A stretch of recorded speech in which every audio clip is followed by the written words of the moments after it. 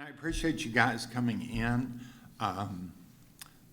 The changes that are taking place through the public health emergency, I think are the single greatest challenge that we have probably faced in, gosh, as long as most of us have been doing telehealth. The rules were relaxed during COVID, and now there's the chance that those rules are going to change again. And so I appreciate the team from Foley coming to speak to us today. Just on a personal note, we appreciate, and Joe, thank you for coming in today, we appreciate the legal teams that have kind of stuck with telehealth over the many years to advise us.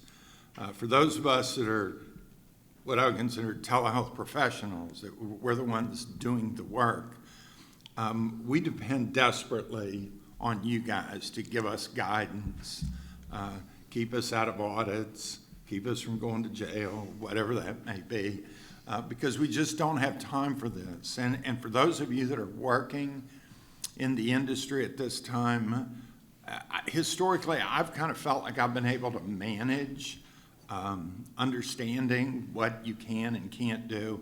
And we are hitting a moment where I cannot keep up with it. So we are going to lean heavily on our friends, and we really appreciate the Foley team between you guys and Nate and the guidance that all of our attorney friends have been providing us over the years. Just from a personal note, thank you guys. Thank you for the work. So I'm not gonna take up any more time. Let's get moving right into the presentations. Good morning, everyone. So my name is Evan Hellman. I'm a senior counsel in the New York office at Foley & Lardner, and this is my colleague Jacqueline Acosta. Good morning. She's down in our Tampa office, and she's a special counsel with our work firm as well. And so we have this presentation today for you. Okay, perfect. We got the slides here. And so we're going to talk about the telehealth landscape. Specifically, we've got a few sub-agenda items we're going to address. Just a quick note, not a bio, but just a little background on us and why we're sitting here. So Foley & Lardner, within our larger healthcare practice group, has a dedicated subgroup in the digital health and telemedicine space. It is our digital health and telemedicine industry team. It's about, we have a core team of about 20 lawyers who really focus almost day to day on, the bulk of our practice are for clients in this space. Whether it's ranging from, very, very early stage startup entities to very well-established major academic medical centers who are dealing with the issues of telemedicine and digital health, both prior to the PHE and obviously as we move post-PHE as well. So this is kind of our bread and butter. This is what we do. So quick disclaimer, this presentation should not be considered legal advice of any specificity, if you will. We will touch obviously on plenty of legal topics and some items that will be specific to your operations, but we're really here to talk about the industry overall and more general matters. I mean, certainly happy to answer questions at the end of the presentation, and we will answer them with maybe a slight added disclaimer as well, depending on what the question is.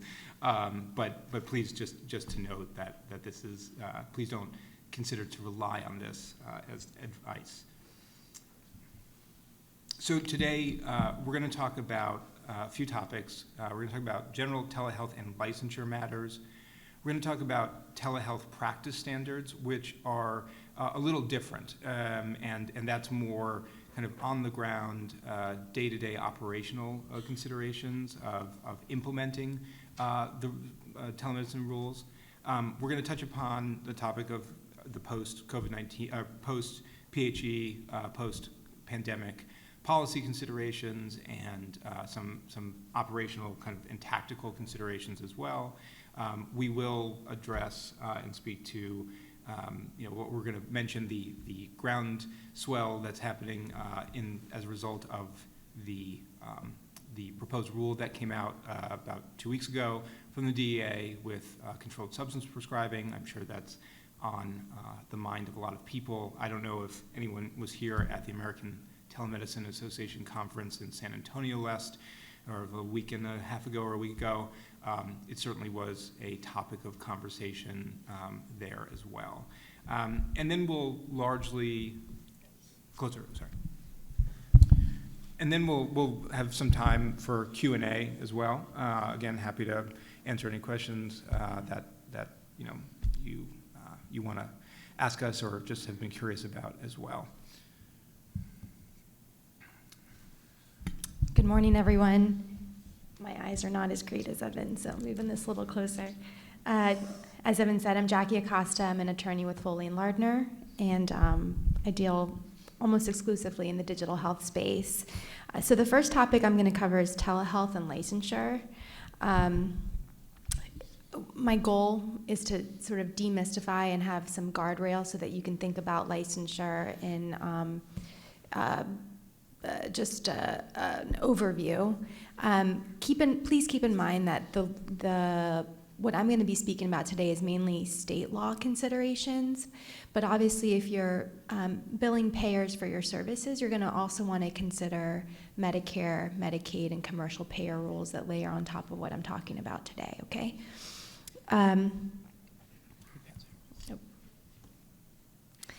So when thinking about licensure, it's a patchwork across all 50 states. And when I'm advising clients, there's going to be three main sources that I consider when advising. And that's going to be a statute. So depending on who the clinician is, a doctor, a nurse, they're going to be subject to their own statutes under state law. And then there's going to be regulations that layer on top of that. So medical boards regulate doctors, nursing boards regulate nurses, and so forth.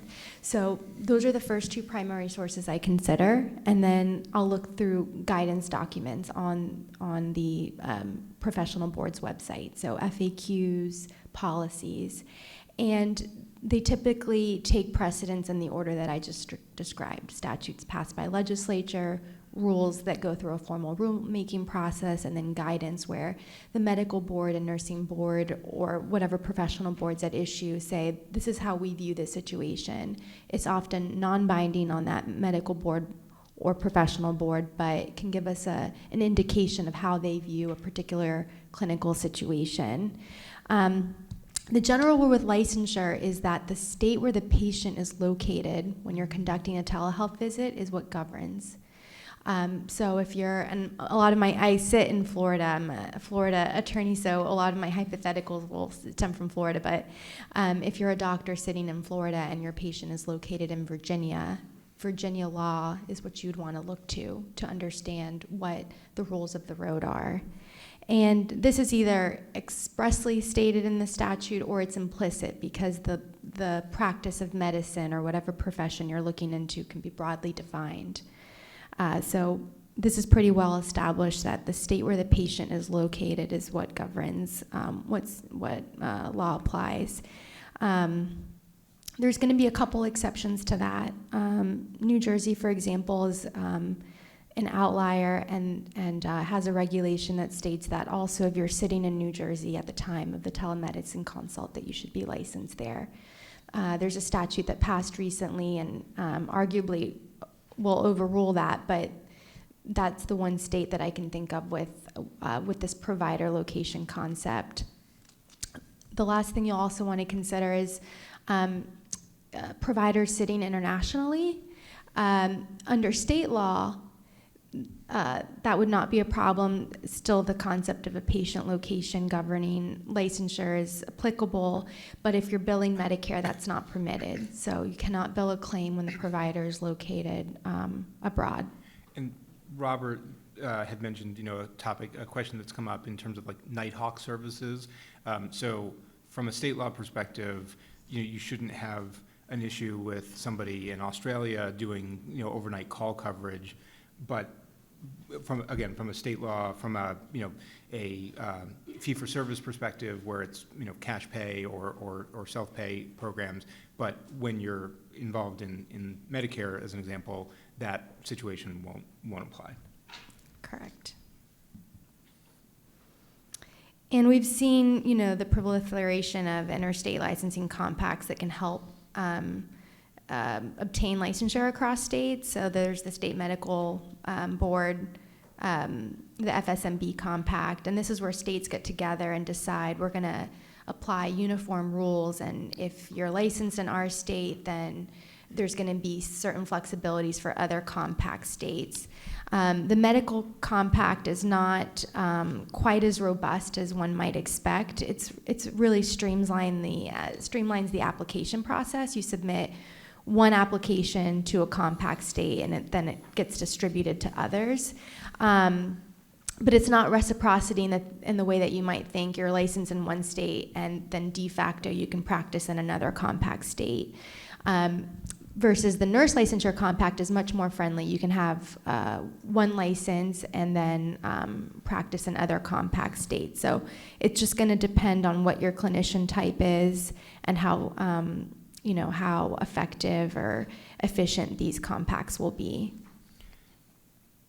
And one thing that we've seen with a lot of our clients who, of varying degrees, we see this probably less with more established clients, such as like academic medical centers, but more clients in the health tech space, startup entities, that were able to take advantage of PHE waivers on the state level, which allowed licensees to come across state borders with much more flexibility to help with just emergency provisions.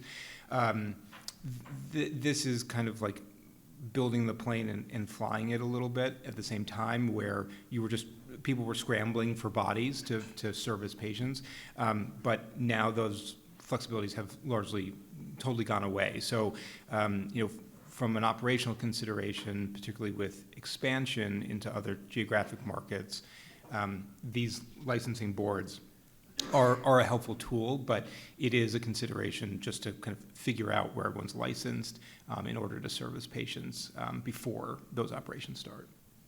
Right. And so that's a good segue into the next topic, which is notable licensure exceptions. This is something that we've received a lot of questions from clients, because during COVID, doctors, clinicians, and patients were all traveling a lot. A lot of patients moved during COVID, and so we had questions. Well, if I saw a patient in my state of licensure and now the patient has moved, can I continue to see them? Can I continue to prescribe to them? So on the presentation, you'll see some of the common licensure exceptions that you'll want to consider whether the state where the patient is located has. The first one is the consultation exception. It permits you to consult with, if you're an out-of-state licensed physician, permits you to consult with a treating provider, even if you're not licensed in the state where the patient's located. This is one of the most common exceptions we see, and it exists nearly in all 50 states. Another common one we see is the border state licensure exception. And this, for example, DC and Maryland have this exception. It allows an out-of-state physician to practice medicine in a bordering state. Often there's limitations on, you can't establish an office in that state. It has to be sort of just a telehealth practice. And then there's a special licensure registration. This is just an abbreviated licensure pathway for telemedicine-only physicians.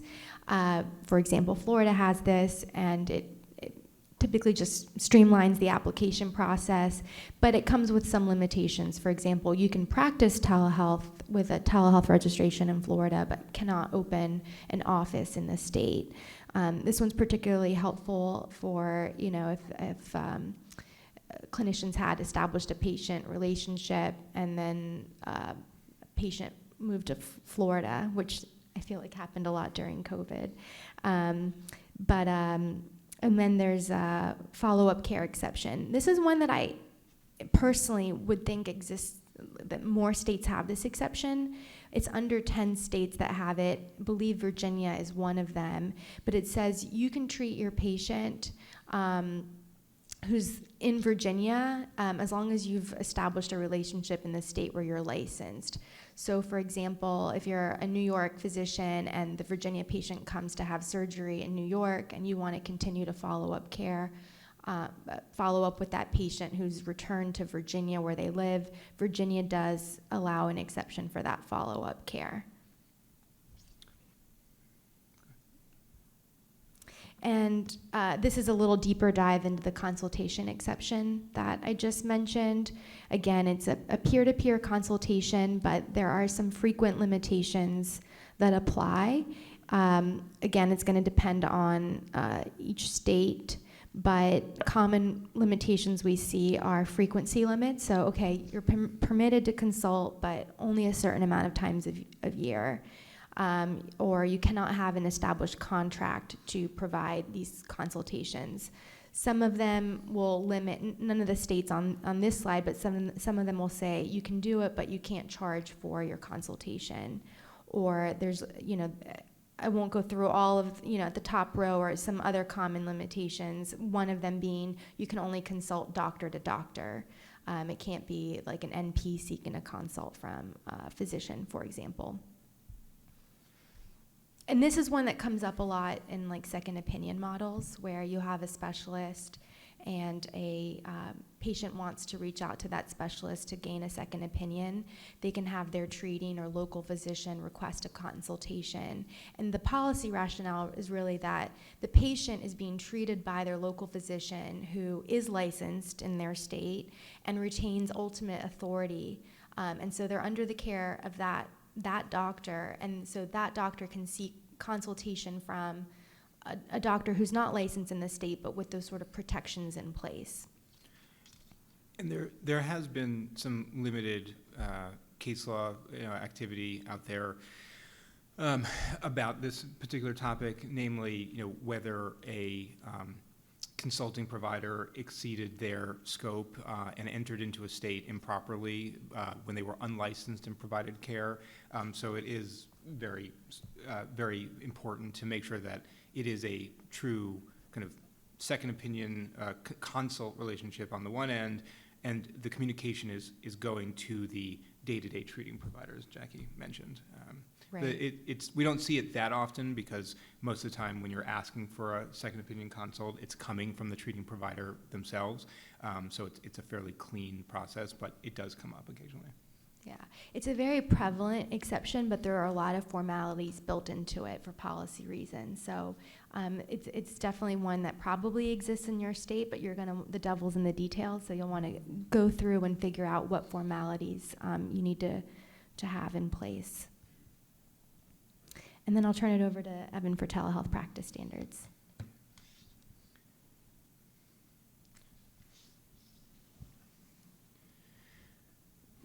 So when we talk about telehealth practice standards, we're talking about a few different categories of what does a practitioner need to, what motions do they need to go through in order to establish a proper patient-provider relationship, to set themselves up to appropriately, if prescribing is part of the interaction, to be able to prescribe to a patient via telemedicine.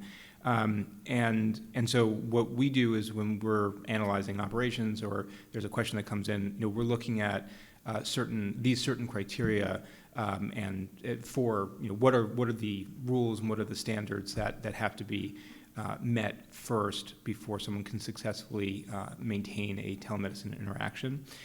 So just to go through these very quickly, first and foremost, and one that we talk a lot about with clients is the idea of establishing a patient-provider relationship. And there are a number of ways to do that depending on your state's rules, and we'll get to that actually in a next slide. And making sure that it's a bona fide relationship that's established, and that the patient knows, or so the provider is aware of who they're treating, their background, has all the relevant information. Largely, that in many times, that's not necessarily a legal or regulatory question. It can be a question of professional judgment as well. What does the provider need to know in order to successfully treat a patient? And so part of that rubric is verifying patient identity. Are there any restrictions, special restrictions in terms of where the interaction is taking place? This tends to come up more in the payer context. So, for instance, Medicare, prior to PHE flexibilities, telemedicine was fairly limited with Medicare reimbursement because of originating site restrictions where patients at their home didn't qualify for reimbursement under Medicare. They had to be at a specific originating site, which heavily limited the usefulness of telemedicine for reimbursement purposes. So we then have, there are potential rules about patient site telepresenters, and does someone need to be in the room with a patient at the time? That doesn't come up too often, but some places do have that. The modality of communication that will allow for the telemedicine interaction to take place. Both here we think about the initial visit, the establishment of the relationship, ongoing care, and then if there are any specific activities within that care model, such as prescribing controlled substances, non-controlled, certain other questions that might come up in terms of the specific services to be provided. So there's certain modalities would be needed for one thing versus another. So we do look at that as well. Record keeping and record sharing off of a telemedicine function, that also comes into play. There's a discussion as well about, it depends on the service. A lot of times we see this in like the diagnostic testing space, but patient information blocking rules come into play because everything moves faster with telemedicine, right? Your interaction can happen faster, your results can be conveyed faster, but one consideration of why, we like to sometimes call this like a regulatory Rubik's Cube a little bit, is because there are so many different pieces to put in place at the same time in order to successfully have that interaction.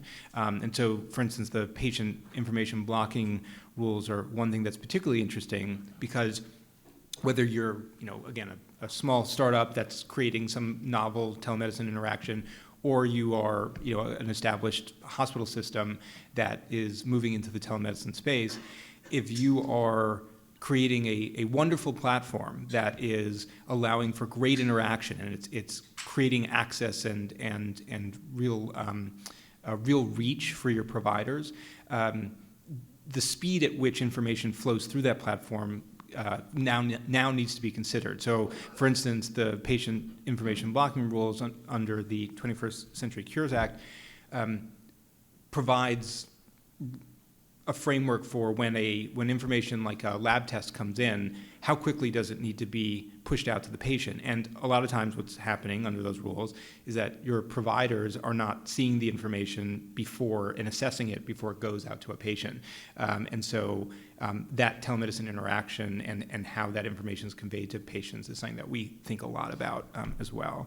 Informed consent, how do you obtain that requisite informed consent on an initial basis, on an ongoing basis, on a telemedicine platform?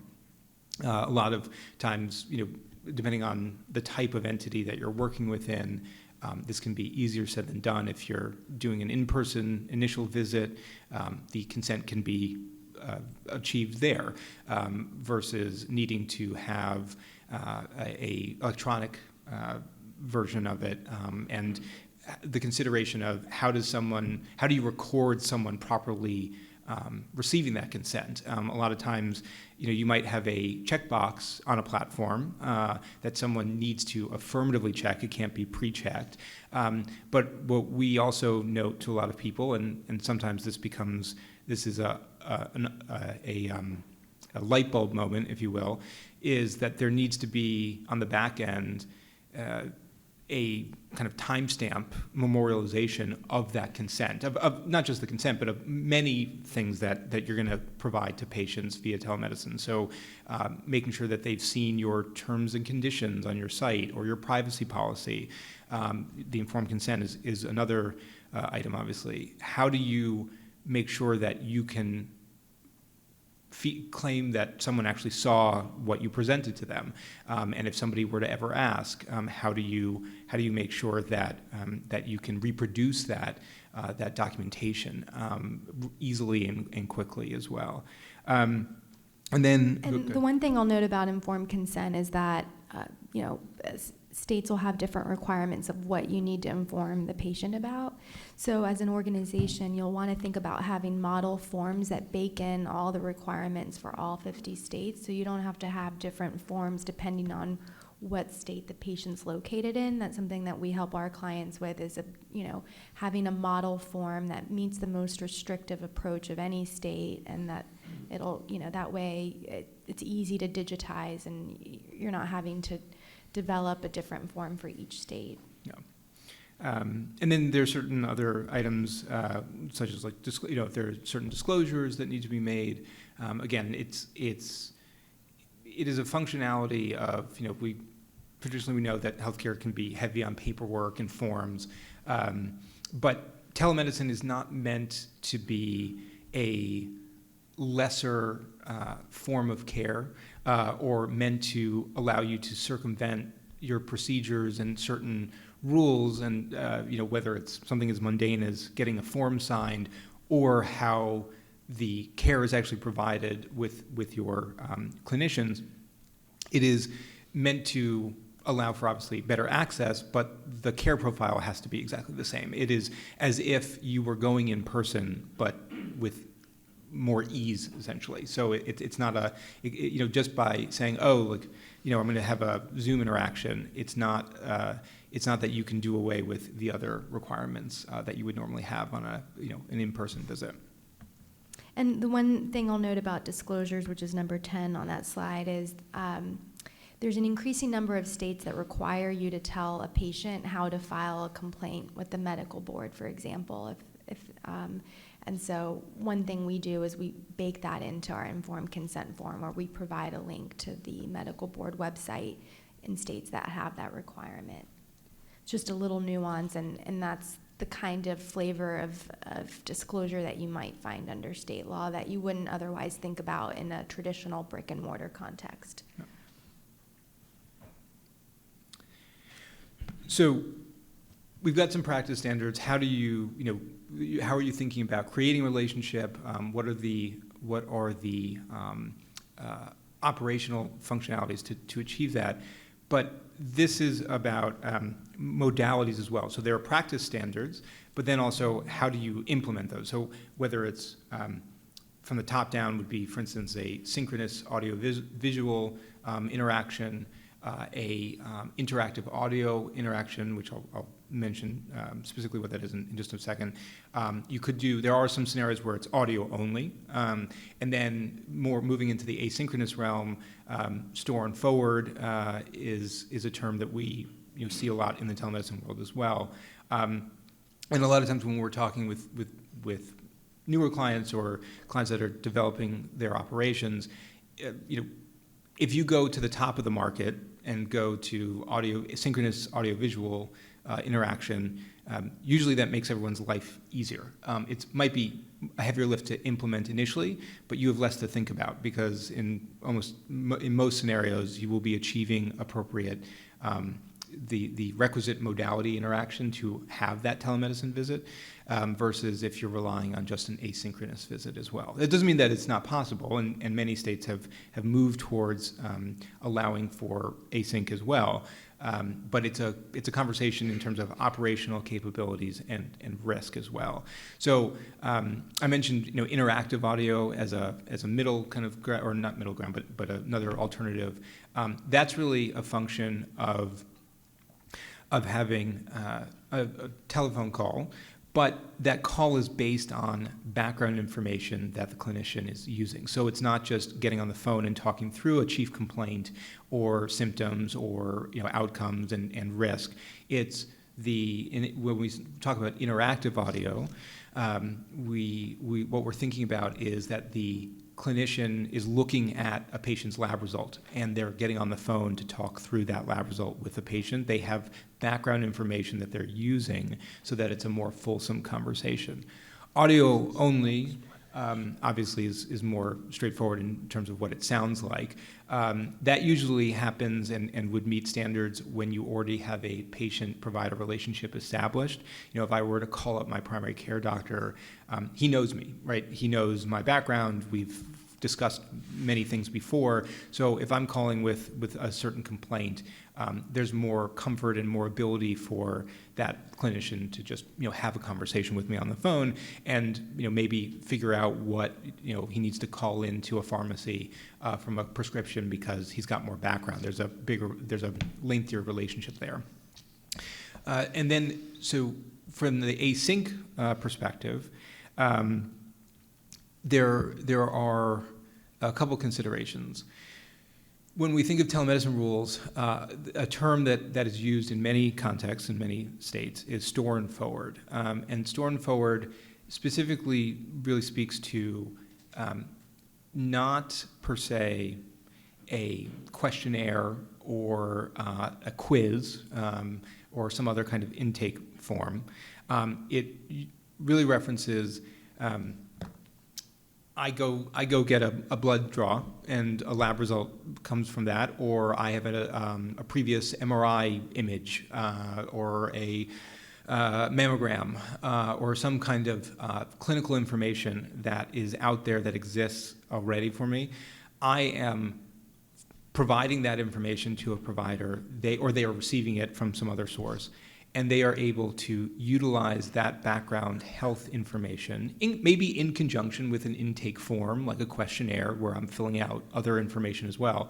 But they are using that amalgamation of information to assess me as a patient asynchronously, so that they have a better picture of that. In most states, there's a risk of or not most states, in a number of states, there is a risk of internet prescribing. And so that is really just kind of prescribing off of a questionnaire, which is usually prohibited in states that restrict the use of internet prescribing. From a best practices standpoint, you want as much information about the patients as possible. The more information you have, the better.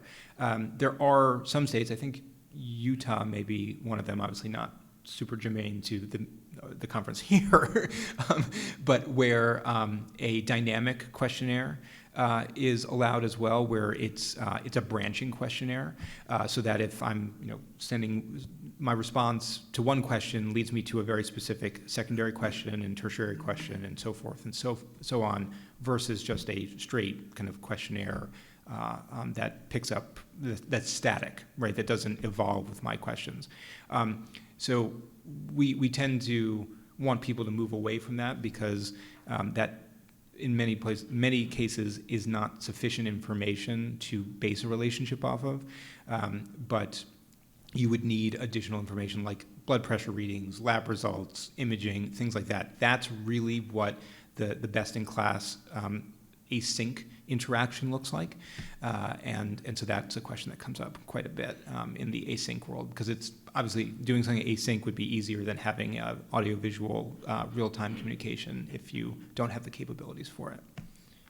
Yeah, I would say the classic example to understand store and forward is really in the teledermatology context, where a patient has a rash or a mole and they fill out an intake form with their history and their symptoms or whatnot, and then send the image to the provider, and the provider is able to diagnose based on that interaction. That is a classic store and forward, a valid store and forward interaction.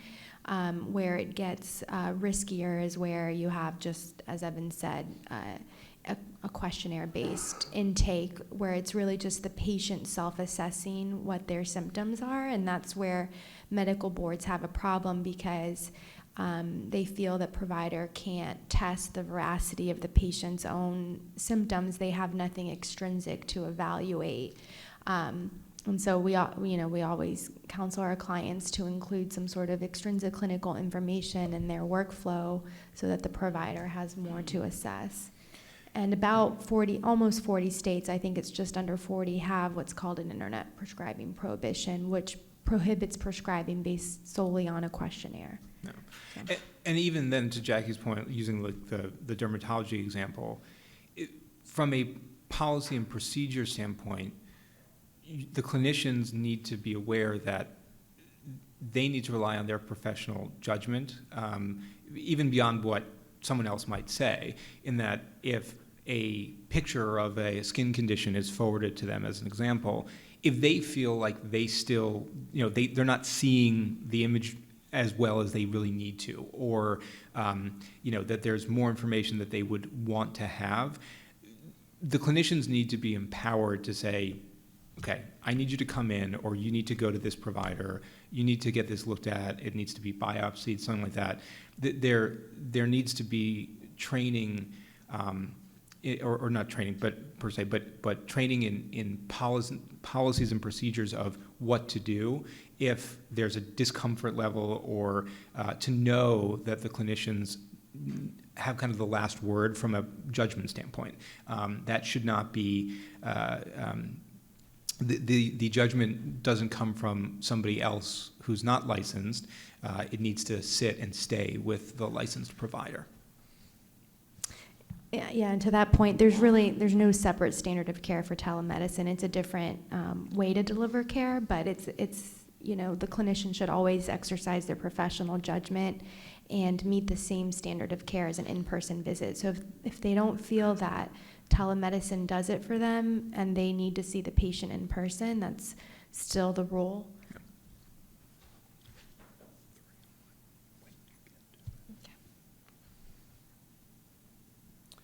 So this is a kind of a sample of what we look at, and this is applicable to some states in the matrix universe, of how we think about and present the modality questions. So as an example, and this is from materials that we produce and we analyze and provide to clients as well. We ask, okay, so what's the modality that can be used to establish a physician-patient relationship? And so we look at, for instance, in Delaware, do the law and rules allow for audio-visual interaction? Almost across the board, that tends to be yes. Interactive audio, is that sufficient? Here, for instance, in Delaware, that would be sufficient. Whereas Store and Forward does have a limitation, that's not considered the threshold to be able to establish a patient-provider relationship. So this is the way we think through, on a state-by-state basis, these rubrics. And then we move forward with if I could briefly mention a nuance in Delaware is that you might see across the board different modalities used in Delaware, and that's because typically Store and Forward alone would not be permitted to establish a relationship, but there is a provision that says if there is like a medical association, it's a broad term, right, but there's a legitimate association that accepts this modality for that particular use case. So, for example, if the American Dermatology Association said Store and Forward is okay for derm, then Delaware would allow it. So there is this little kind of nuanced provision. So I would say typically Store and Forward is not allowed, but there are some use cases where it might be. Yeah. And we don't, I can't see on the screen, I can't see it so well, but a lot of times these charts do come with, are heavily footnoted as well, to Jackie's point. There are specific operational exceptions or augmentations that can apply depending on the specific situation. But then we think through, okay, so once a relationship is established, how do you interact with the patient post relationship establishment. We think through how do you prescribe non-controlled substances, how do you prescribe controlled substances, what's the modality needed there as well. And just keep in mind that this table here is for non-controlled only. We'll get into controlleds in a minute, but it's a whole nother can of worms. Okay. So I guess Jack, it's a good segue. One of the big topics that has been coming up, I mean, there are so many topics that have been coming up post-PHE, but for those who don't know, the Biden administration announced that the PHE is going to end on May 11th of this year. And so we've been receiving just an inbound of different questions on how that's going to affect certain practices. And one of the big ones is controlled substance prescribing. So let's set the groundwork. So before the PHE, the rule was under federal law and the Federal Ryan-Hyde Act, you have to have a prior in-person exam before prescribing a controlled substance. That has been the long-standing rule under federal. And then you have to layer on state law considerations as well. And apply the most stringent approach. So you have to comply with both federal and state law. During the PHE, DEA waived that federal in-person exam requirement and said you can satisfy that by conducting an audio-visual exam with the patient. That opened up a number of states because now being able to meet federal law in a virtual space, providers were able to prescribe controlled substances so long as the state also permitted it. So, for example, Florida until recently did not permit telemedicine prescribing of controlled substances absent very unique situations like hospice and psychiatric conditions. That law has recently changed, but again, during the PHE, the analysis was like, okay, so now under federal law, we can establish a virtual relationship. Can we also do it under state law? So this opened up a host of this practice, and now that the PHE is coming to an end, the question is going to be how can we continue prescribing controlled substances under federal law? And DEA has proposed a rule. It's very complex, and but it basically establishes two potential paths, if finalized. So right now it's only proposed, so we'll be clear about that. And I think that there's open comment for the next 30 days. I think it passed, or it was published February 24th. Yeah, so we have a couple weeks left in the comment period. Yeah. March 31st, right, yeah. Yeah, thank you. So it's still proposed, but I think it has two main pathways. One is that, and it's not going to be as flexible, at least as proposed, as the current PHE landscape, which allows you to prescribe based on an audiovisual exam. But the two pathways are, number one, you could have a virtual telemedicine prescription, which is a defined term. Telemedicine prescription, right? Yep. Yeah. And but for no more than a 30-day supply. That has some concerns because a lot of patients wouldn't even be able to get an appointment within 30 days. So I think we're hoping that supply limitation is extended, but for right now, as proposed, that would be one pathway. And then another pathway would be like a referral process where the patient goes to a first practitioner for an in-person exam and then gets referred to the second practitioner who can prescribe via telemedicine. So those are the two current pathways under that proposed rule. And, there's carve-outs and limitations for example, Schedule 2s I don't think are permitted, but correct me, keep me honest. Yeah, no, so this rule applies to Schedule, so the initial 30-day prescription that you can conduct via telemedicine before somebody needs to, what Jackie mentioned was you have an initial flexibility of 30-day limit for a prescription, but after that 30 days is up, that prescription has been exhausted, you do have to go in for an in-person visit as a baseline measure as well, but then you can be referred to prescribe via telemedicine after that. But that rubric applies to Schedule 3 through 5.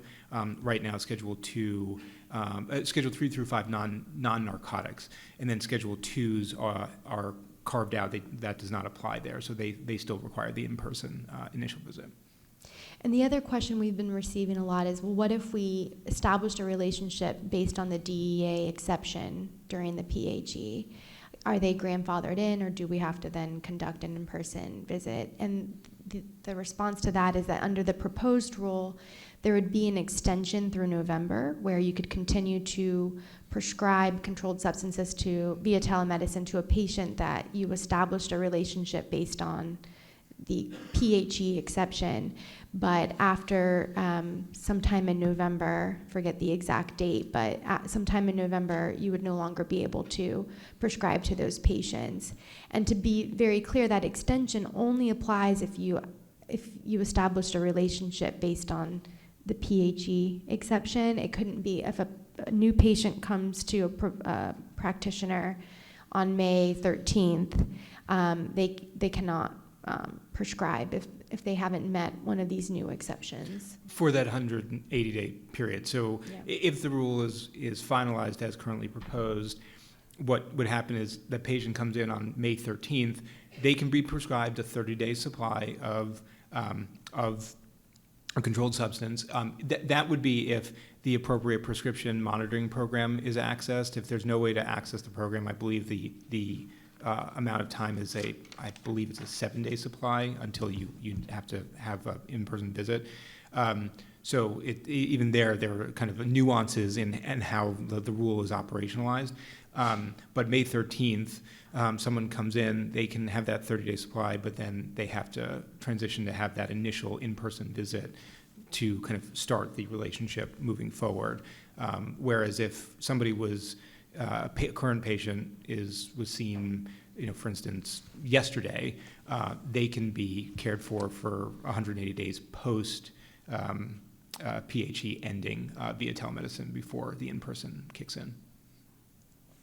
Yeah, and that's just to mention one change that's happening post PHE, right? We don't have, there's, a ton of waivers out there. Most of the state law changes, I think, like for example, licensure flexibilities have already sunset, but other things to keep in mind are, for example, Medicare had allowed virtual supervision to meet the Incident 2 rules, and that's a waiver that's going to expire post PHE. Although I think there might be a slight expansion. I don't remember the exact date, but that'll be something that will change. No. I mean, so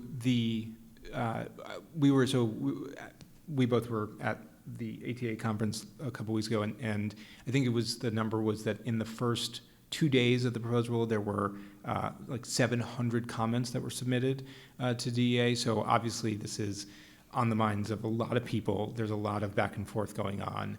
And so we do have to wait to see what will come out of the comment period and the finalized rule. And so kind of a slightly additional analysis will have to happen depending on any changes. Mm-hmm. But I think we have probably about 10 minutes left. Yeah, we have 10 minutes for everybody in here. Please queue up your questions. Let's see if we can get through these questions. We've had 3 of them sent in by the app.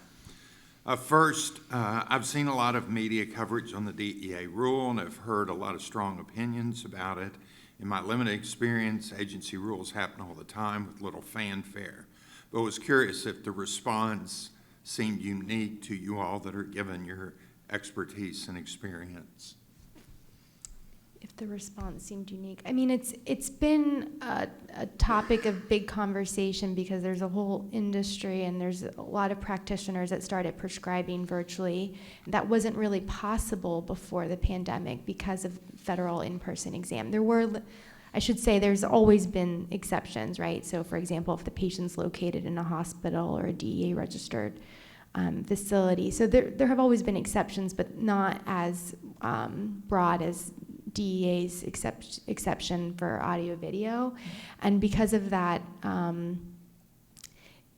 walking that back is just a very significant moment for practitioners and hospitals and so I don't think that the agency publication is anything unique, but just its effect. I would say that I think one piece of this which was a bit of a surprise was that everybody was waiting for and expecting the special registration rule to come out, because that had been literally for years.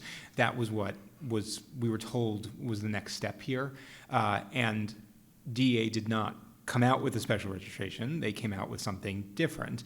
That doesn't mean that special registration at some point wouldn't also come out, but right now what we're focusing on is this adjustment to the rules versus a new program essentially of a registration.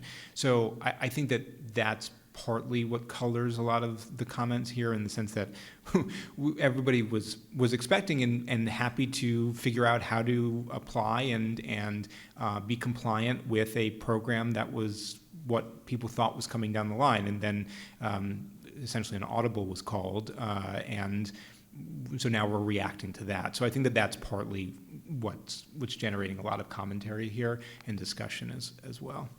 Yeah, and it's just a huge operational consideration too. I mean, some DTC companies don't actually even have brick and mortar, so trying to figure out how to comply with a rule that would require some version of an in-person exam, depending on which exception you're meeting, it was just something that was on the minds of a lot of practitioners and companies. So let me just say, going back to our interjurisdictional original topic, somebody asked the question, what's the appropriate response when an established patient on vacation in a different state or country wants an emergent telehealth encounter with their PCP?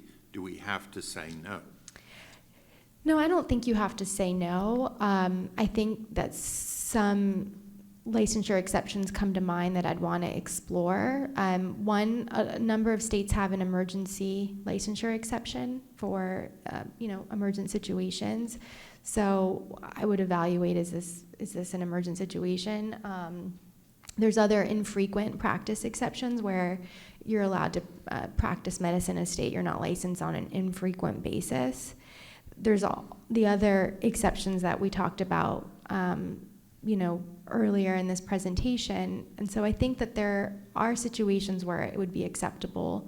But again, it would depend on the state where the patient's located. Yeah, and going back, I mean, Robert, the question mentioned an emergent situation, which, to Jackie's point, there's a deeper analysis to take into account that fact of an emergency. But as Jackie mentioned at the beginning of the presentation, I mean, the technical underlying rule is you have to be licensed in the state where the patient is being seen, where they are existing at the time of the interaction, and so there's some irreducible amount of risk, even if you have this is a long-time patient and you're seeing them and they're traveling, of being able to treat somebody if they're in a state where you are not licensed. And I think absent an exception. Absent an exception, correct. I think that from a risk perspective, the topic that comes to mind that we talk about a lot is actually one of malpractice risk. Mm-hmm. That even if a client, a patient is on vacation, if something were to go wrong or there was a insurance claim made, I mean, there is an irreducible amount of risk that a savvy insurance carrier will deny a claim because it happened in a state that you were not licensed in. That is always an underlying irreducible amount of risk that has to be kind of taken into account. Yeah, and I would say that the lower risk is actually like a disciplinary board finding out about it, but really malpractice if the patient has an adverse event and there's a malpractice claim. Insurance denying the claim, and also a plaintiff's attorney could allege that that's a per se negligence because the doctor was not licensed in the state where the patient was located. So, Same would apply internationally as well. I mean, if a patient's traveling in Germany and you're not licensed to practice there, there is risk. mm-hmm. Okay, we've had several questions come in online. I'm going to work with you guys to respond by a written response to them, just because I want to make sure you guys have an opportunity to ask questions. So, do we have anything in the room? And we have to repeat the question. Yeah. Oh. Yeah, go ahead, just given time. It's on the app, but, Oh, okay. I'm just wanting some clarification. If a patient is needing a controlled substance prescription for an acute condition where it just is like a few days to a week, if that can still be, will that still be able to be prescribed via telehealth? And then is a video visit required, even in states where maybe asynchronous is allowed and covered? Yeah. Go ahead. So it depends on the time period, but assuming right now, no, after the PHE. So there would, again, presuming that the proposed rules are adopted as they're currently drafted, you can prescribe for a 30-day supply. If it's a Schedule 3 through 5 non-narcotic.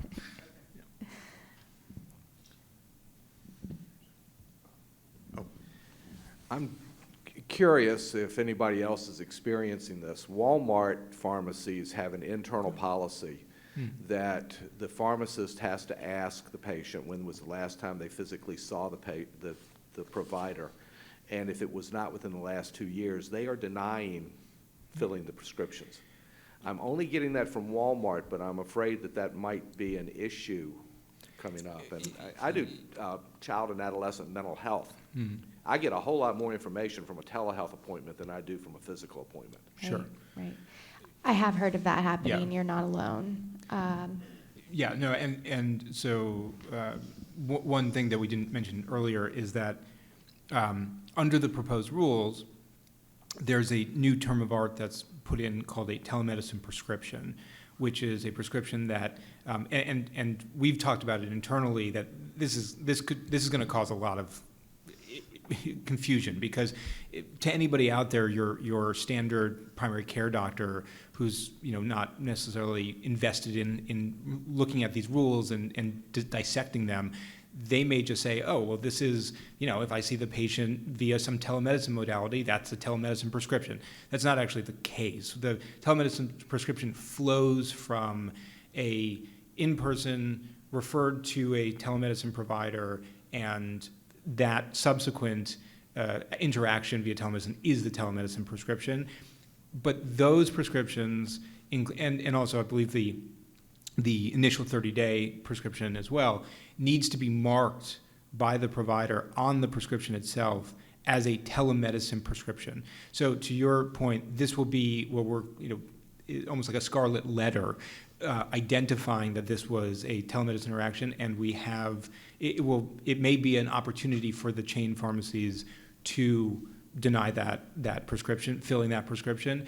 Absent this as well, we have seen that, and no reports of certain chain pharmacies just taking the stance that they are uncomfortable with prescribing via a telemedicine prescription as well. A lot of it, I think, stems from the cerebral and the mental health and ADHD treatment process that is spooking a number of people. So that is coming up. We've seen that as well, to your question, to your point. Okay, we have 1 minute, we have one question, and if you would, come up afterward and ask your question. But yes, please, ask Okay, yours. this is a question about barriers to reciprocity for physicians like there is for nursing. And one of the common arguments I hear against that would be how physicians would be disciplined. And I'm wondering if you could provide from perspective pre-COVID. So for instance, I work at Hopkins, we have patients who fly to have surgery, then they go back home. A lot of times the bad event occurs when the patient has gone back home to their home state, even if they did receive care in person in Maryland.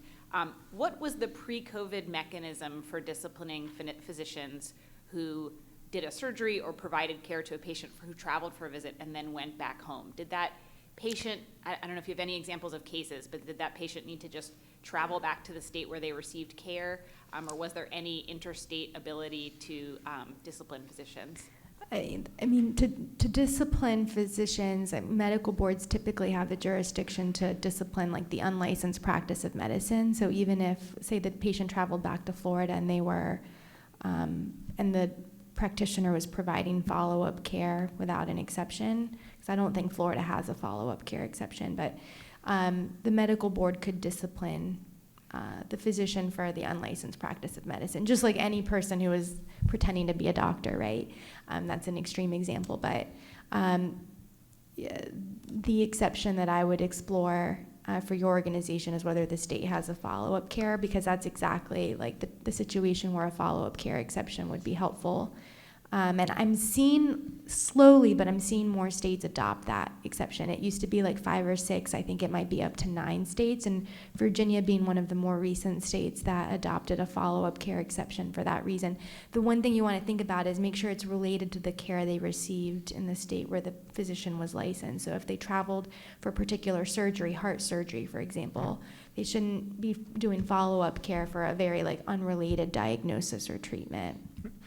I think to the larger, I think the question, and it's an interesting one, I think it speaks to more of a holistic operational function from the providers. Now, I mean, obviously Hopkins is a very sophisticated entity so I'm not speaking per se about anything there.